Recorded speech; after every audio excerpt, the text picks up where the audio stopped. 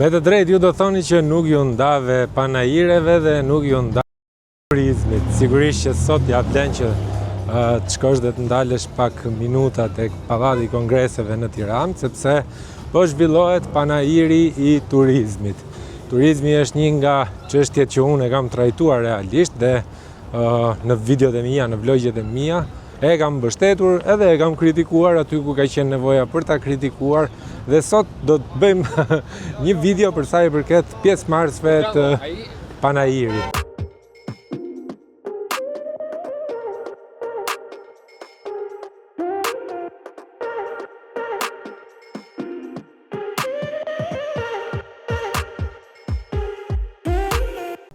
Nuk kisha dëgjuar më parë për këtë organizim dhe nuk e dija se për çfarë bëhet panajiri i turizmit. Pra nga vetë titulli ti mund të hamendësosh se bëhet fjalë për turizmin në Shqipëri, por si, çfarë dhe si mund të jetë përfitimi ynë si qytetar. Pasi jo pak lek duhen realisht për të organizuar një panajir. Që t'i bie shkurt, panajiri i turizmit promovon ofertat turistike të Shqipërisë, destinacione, hotele, operator, artizan, shërbime, agroturizëm e të tjera me radhë. Çdo biznes që vendos të marrë pjesë ka këndin e tij ku vizitorët vinë dhe e shohin atë shërbim që ofron pa qenë nevoja të shkosh deri në Tropoj, Kolonjë apo Gjetk. Pra fillimisht ti merr informacionin këtu dhe pastaj vendos të shkosh diku, ashtu si kundër edhe unë që i hapa punë vetes pasi mbajta shënim shumë destinacione dhe bujtina ku mund të shkoj për të bërë video.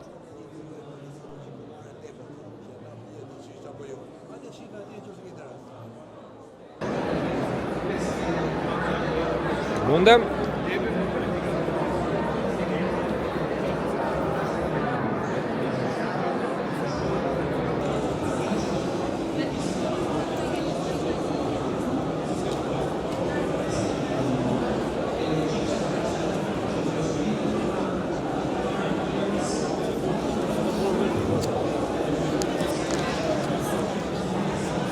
Unë jam Iliri.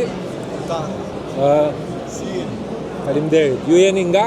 Tirana. Tirana, okej. Unë po bëj një video për YouTube, vlog, sigurisht erdha këtu në panajir rastësisht.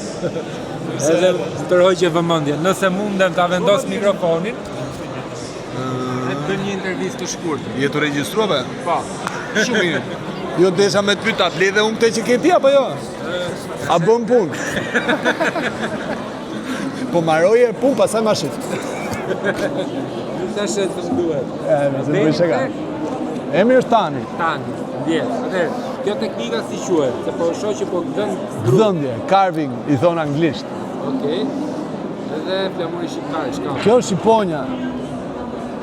Ku e ke mësuar këtë teknikë? Kjo është thjesht pasion. Pasion? Si vet? Po. Të parë dikë? Jo, unë i vogël kam qenë për pikturë. Pastaj ishte koha tillë që edhe lice s'kishte. Edhe në kishte, po si ishte pra si punë. Pastaj do të kthehet pasioni. Të vjen. Të vjen mas një farë kohë. Po. Unë kisha shumë vite që kisha lënë fare. E kishe të vështirë të riktheheshe? Jo, thjesht njeriu e gjen veten. Dhënë çka ka këtu drasa janë bëme nga unë. Gjitha? Gjithë. Ke një punishtë në shtëpi apo? Po, kam punishtën time në shtëpi. Edhe në ka dhe tjera, po s'arrita të se do të gjitha. Po bazë materiale ku e merr? E blej. E blen? Po. Se druri blehet, se tashi duket si drasë dërmume, pastaj kthehet në punohet. Po çdo gjë është e punuar me dorë. Kanë interes të tuajt më shumë, apo kemi fillu dhe ne shqiptarët? Jo, ka shqiptarët, ka sa dush. Dhe thjesht duhet ta kuptosh se çfarë puna është. A vlerësohet ky lloj arti? Vlerësohet. Nuk kemi aq mrapa sa që na duket. Dhe kush e ka artin gjak. Tani të falenderoj. Falenderoj të ti. Të mbar. Gjithashtu, faleminderit që erdhe. Pjesëmarrës kishte dhe nga trevat shqiptare për te kufirit si Prizreni, Ulqini dhe Struga. Nuk besoj se do t'i ngeli hatri ndonjë biznesi pasi këto pash unë. Nëse nuk kam parë ndonjë, më falet sepse në fund të fundit me syze jam. Atëherë, duke qenë se jemi te ky panajir, unë e kam për zëmër që ti prezantoj edhe trevat tona shqiptare, pavarësisht se janë përtej kufirit, dhe këtu kam ardhur tek stenda e strugës. Dhe mos harroni që Struga është një nga destinacionet që duhet të shkojmë ta shohim nga afër. Unë e kam parë, por s'kam bërë video. Jam këtu me Amir Shehi. Amir Shehi. Okej. Okej. Ta vendosim pak të? S'ka problem. Amir, më thuaj pak, është hera parë që merr pjesë në këtë panajir? Në këtë panajir është hera e parë këtë vit që marri pjesë për promovimin e turizmit të Strugës. Okej. Nëse unë do vinë në Strugë, çfarë mund të bëjnë në Strugë? Struga ofron plazhe të mira, që ka vetëm qytet që ka plazhin brenda qytetit, nuk ka nevojë me përdor as transport publik dhe as transport privat. Dhe më e bukur e Strugës, nga ajo ku e keni ku drini kalon ndërmjet qytetit në qendër të qytetit. Dhe ajo është diçka fenomenale që kemi ne me Strugë dhe mund ta promovojmë. Kemi dhe liqen dhe lum. Dhe liqen dhe lum. Drini i zi kalon nëpërmes qytetit. Komuniteti shqiptare dhe është me shumicë shqiptare edhe kryetari nga që dikundi nga 70% banor janë shqiptarë. Falenderoj dhe punë të mbarë. Gjatë kohës që po vizitoja stendat, nuk munda t'i numroj bizneset, por bëra një kërkim të vogël në celular për numrin e bizneseve pjesëmarrëse dhe nuk gjeta shifra. Por në vitet e kaluara, numri tyre kishte qenë 80 deri në 200 biznese.